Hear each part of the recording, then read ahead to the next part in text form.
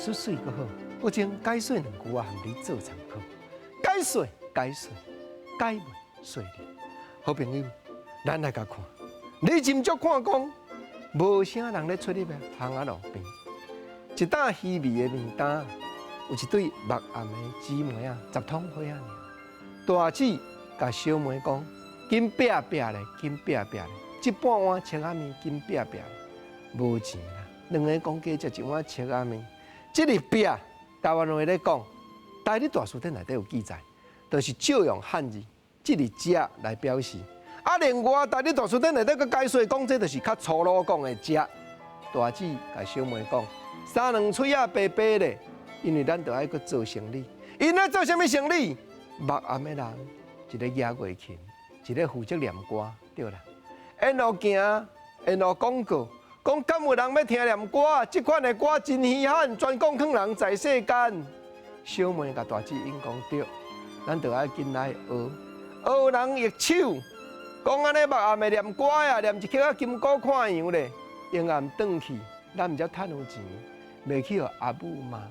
讲到这里学。台语大词典内底原来有记载，日本时代人就有讲啊，就是讲世界去招募人客，就是讲做学。嗰阵我想起我细汉的时阵艰苦的家庭，阮老爸徛3年啊咧收歹铁啊，无论透风落雨，伊嘛是爱出去。歹铁啊，通卖无？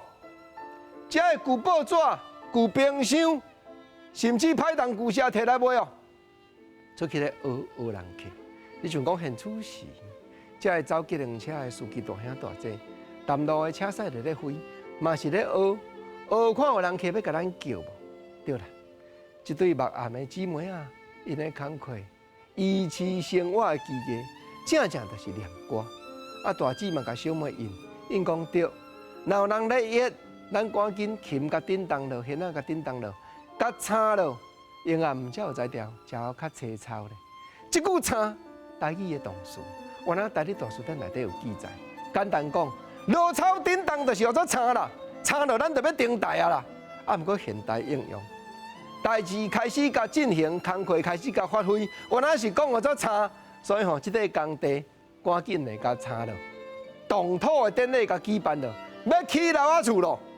代志开始进行，现代人依然讲叫做叉，这拢老辈咧讲一字台语的动词，艺术的所在。